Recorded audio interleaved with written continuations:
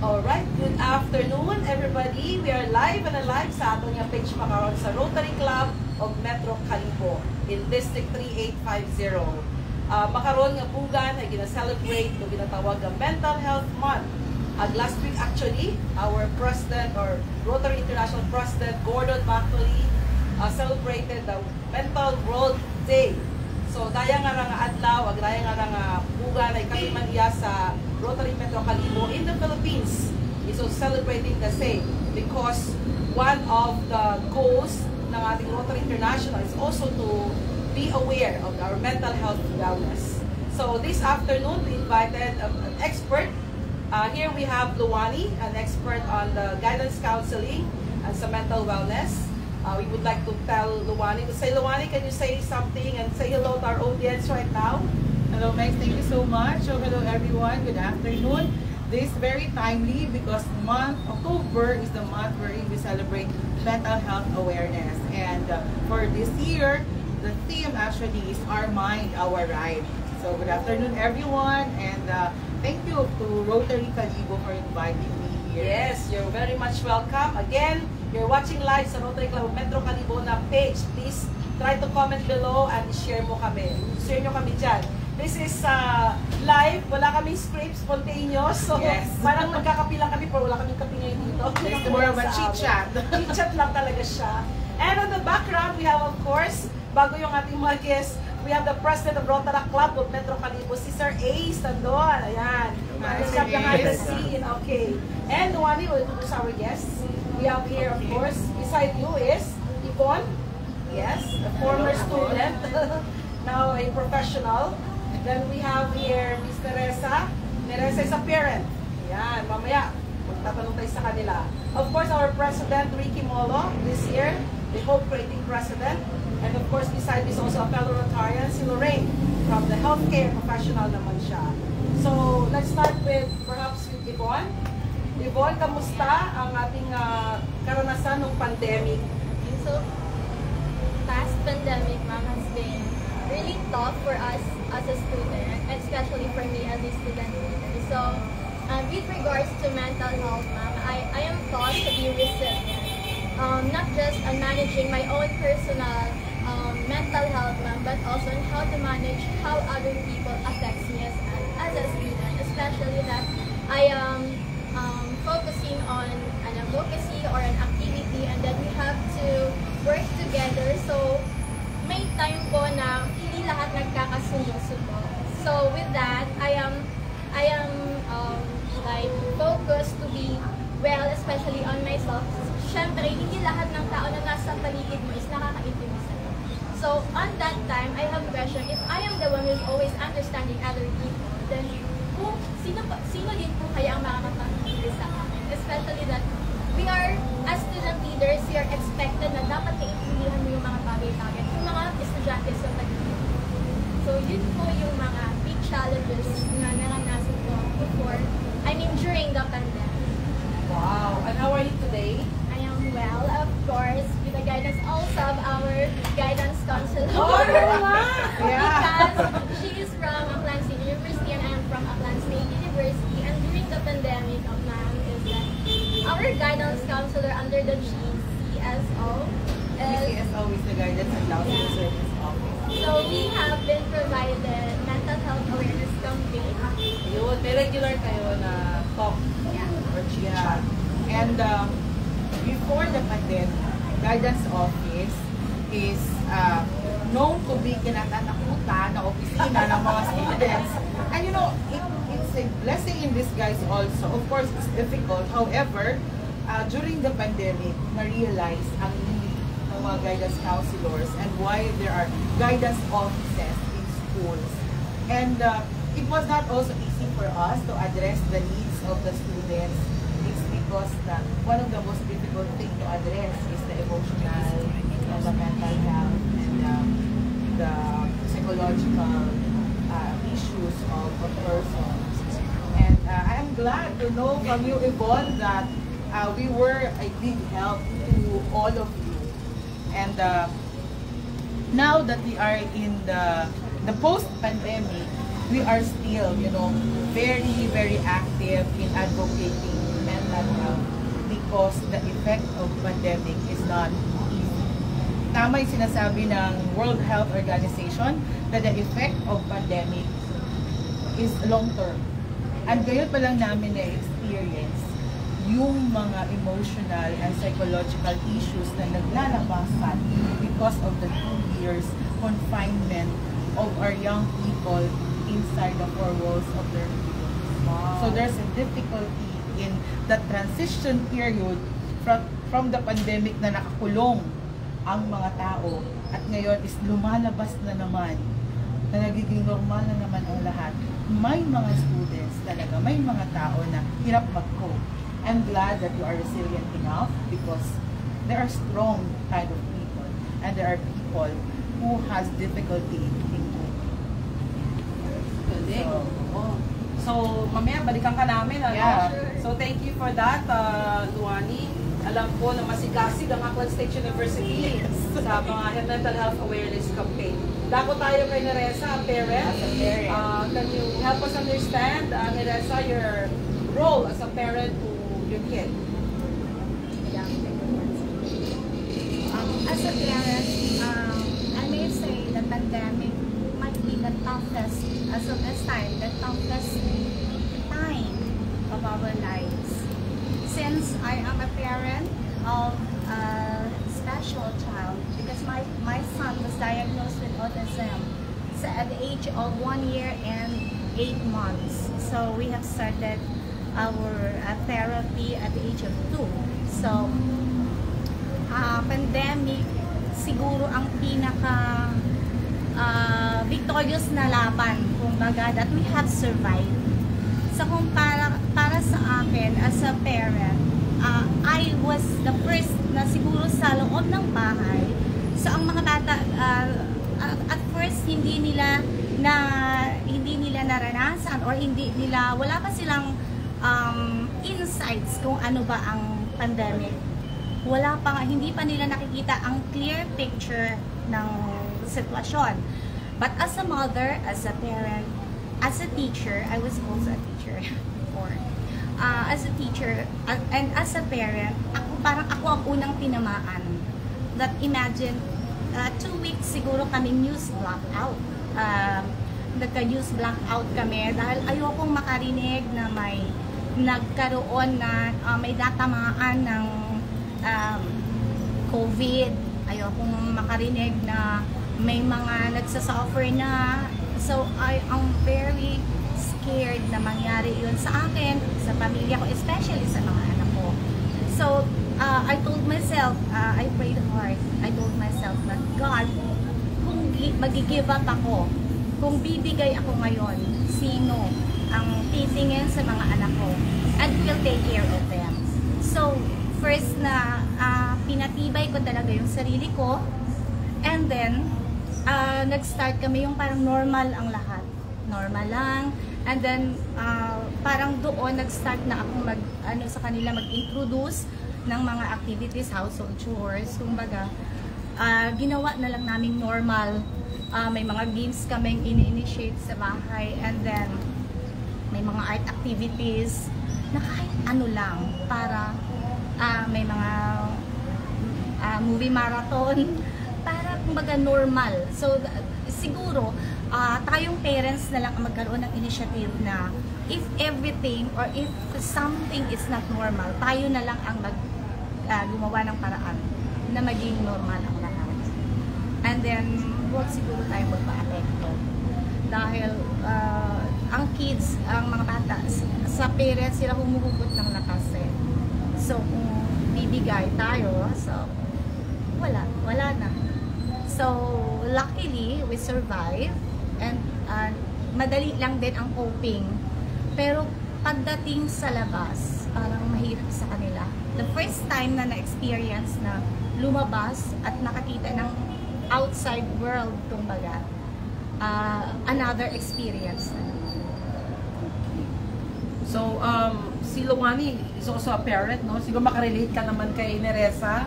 Yes, What can you say about sa kanyang coping mechanism? it's very good for a parent who do so much to make the home environment normal for the kids. However, the challenge is that yung mga anak natin is tayo during the pandemic, inalis tayo dun sa nature natin bilang tao. As a human being, we are born to be a social being, diba? And because of the pandemic, we're just confined in our homes. That is why paglabas na after the pandemic, pag nakakita na ng maraming tao, lumabas na sa real world ulit, nagkakaroon sometimes ng anxiety. Yeah, kids become anxious. At yun yung sinasabi ko kanina na yung transition period from the pandemic to the post-pandemic. Imagine mo yung 2 taon ka na nandun ka lang sa loob ng bahay or sa loob ng bakuran ninyo na wala kang nakaka-interact na tao. Because it's different na kapatid mo lang, nanay, tatay, maybe katulong, yung iba nga, pinauwi natin yung mga helper natin, di ba? And so we were deprived of our nature as a human being, that we are social being. That is why, that explains why our kids especially had a hard time to cope with interacting to other people after the pandemic. Kaya sa mga schools ngayon, yung first day of schools talaga, yung first month, except of course for the more adult, diba? Like mga college students. Pero yung sa mga elementary at high school, hindi sila marunong makapag-relate, makipag-usap.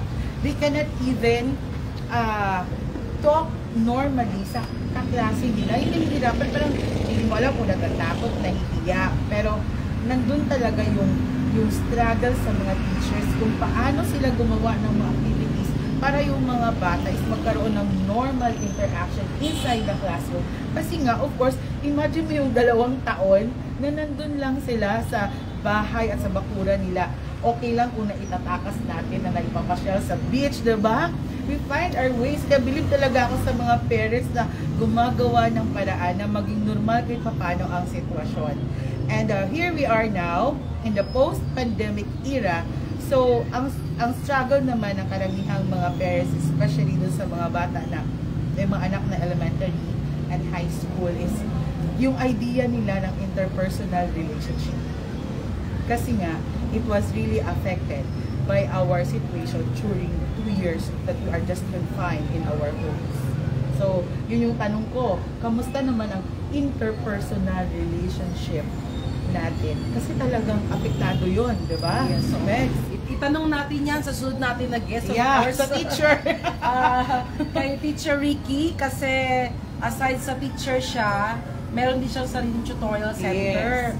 Prior to, teacher talaga siya sa school, and then he put up his own center. Kamusta yung interpersonal relationship mo with the parents and students?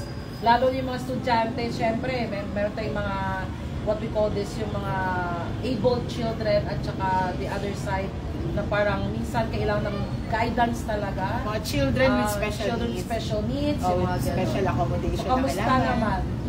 Actually, it's malaking impact yung interrelationship, especially during the pandemic.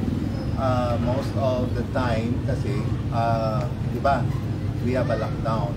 So we were not able, the kids were not able to go to school. And then, meron yung ginawa ng DepEd, nagkaroon tayo ng 2 types of way of education. Like, we have online and we have face-to-face. So, it's sad to say that yung 2 types of education, it's not really work very well. Kasi unang-una, it was put into more on online rather than face-to-face. Now, yung interrelationship between the teacher and the students, malaking gap siya. It's hard for the students because they cannot able to understand well of what the teachers has to tell.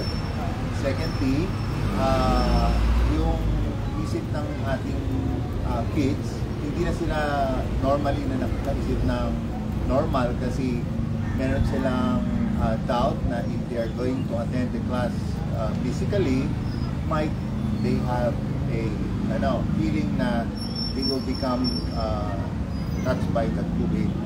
So, especially na more sa students na merong counting kubo, diba? Especially sa teacher din, no? Sa teacher, as me as a teacher, yung personal relationship mo rin, magkaroon ka lang nga kahit nasa environment mo, sumakay ka ng tricycle, pag umubo ka, nakalingon na kaagad sa'yo. Parang gano'n. So parang umubo lang ako. Bakit ang dating kaagad is, ang interpretation kaagad nila is gano'n. So it's very hard for us, no, as a teacher. The same also with the students. Now, yung nagiging relationship between the teacher and the students na when it comes to face-to-face, parang meron na siyang communication gap na more on students, like parang hindi na sila well understand on the lesson na discuss kasi nga iba kasi ang face-to-face than the online class. So malaking malaking effect yung pandemic during the 2 years. Alright, so ayan. Once again, you're watching live sa ating Rotary Club of Metro Calibo page. Si Pipi Mex po ito. Ako po yung host ngayong araw. Host ko po si Luwani, isang guidance counselor ng Aklan State University, our institutional partner. And of course, in progress ngayon yung ating mga panelists. Yung makaroon sa ato niya gilid. Yung makaroon si Yvonne, si Neresa, si Ricky, and si Lorraine. So, Lorraine, as a healthcare professional, kamusta ang ato niya pandemic experience? At paano man ka nag-cope up sa inyong atong experience? Okay, so I am listening sa mahiling hambag, iba natin yung guest, but when it talks about confinement in the room, in the house, siguro medyo, it was not been a big challenge for me, kasi naturally ako, I prefer na sa home lang ako. I'm not more of lalabas talaga and talk to other people, go to other parties, hindi ako ganun. So, medyo hindi siya challenge sa akin. But I think the challenge for me is that the probability and the fear of the unknown na base yung work kasi namin is dealing with COVID, especially me. Ako lang yung nag-iisang medical technologist that time that is performing swab tests in all of the suspected residents in the municipality. So, nandyan yung fear na baka pag uwi ko sa bahay, may dala akong COVID, and then mahawa ko yung family ko. So, I was able to, isolate myself. And also, yung boyfriend ko kasi is a doctor. So, that time, doon siya sa Dr. Rafael's Tungkukon. So, we decided na mag-separate ng room para in case, since kami naman yung exposed talaga. So, sama lang kami. And mabawasan yung iniisip na baka, na-expose siguro namin yung si mama, yung mga kasama namin or what. So, through that, pag after ng duty, talagang kahit pawis na pawis, maliligo bago uuwi ng bahay. And then, diretso na agad sa kwarto. And then, yun lang, if ever kakain, kami na lang dalawa. And siguro yung coping ko talaga, ma'am, is matulog. Talagang matulog because I was able to perform swab in an average of 50 persons in a day. Tapos straight pa yan from Monday to Saturday. May mga case na gano'n. And siguro yung challenge talaga sa akin is that in one day, almost 90. So from 9 a.m. to 3 p.m. talagang nagsaswab ako. At ako lang mag-isa. So yun talaga. So coping, matulog talaga. Okay.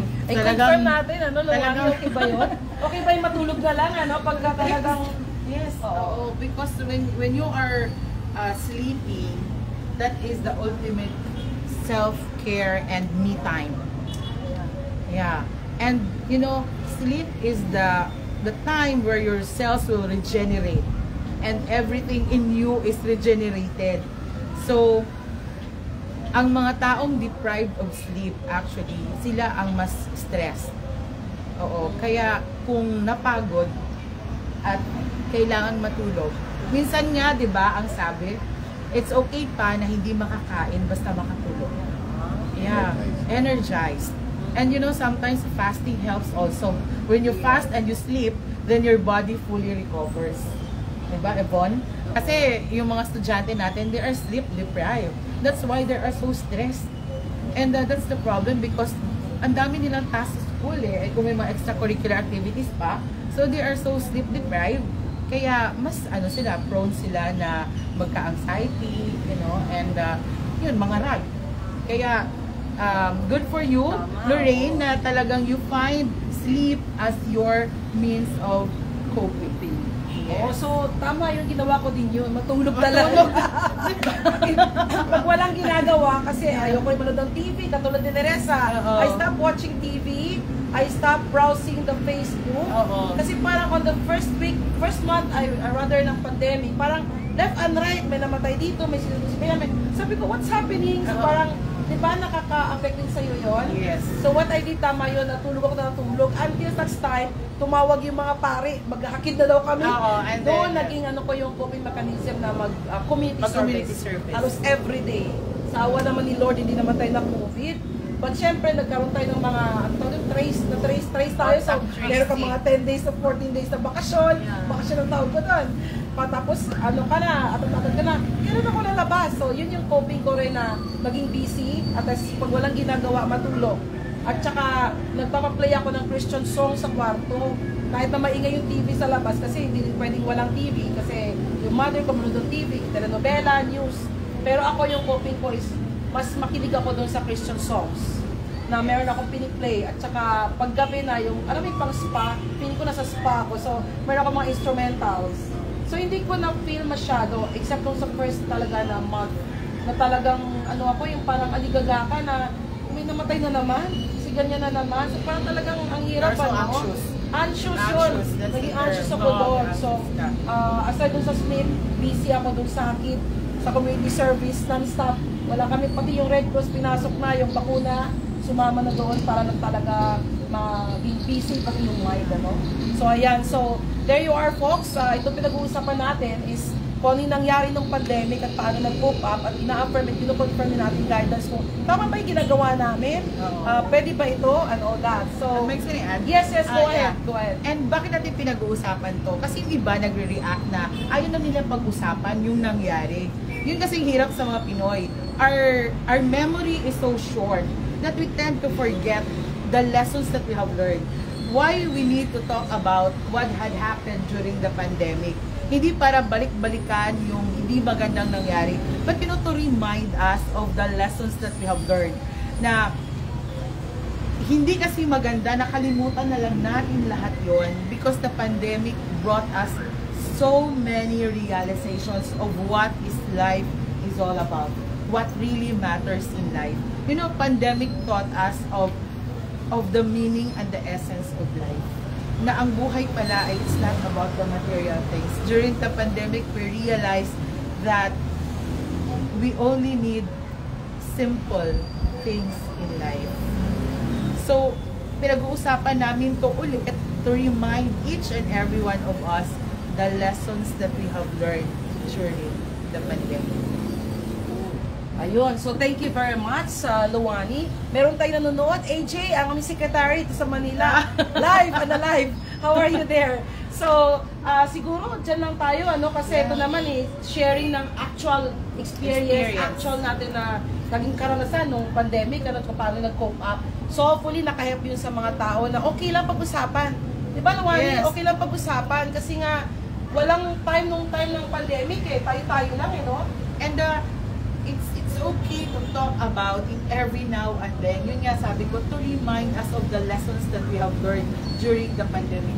All of us has beautiful stories during the pandemic, and we have to share it so that others can also learn from our experiences.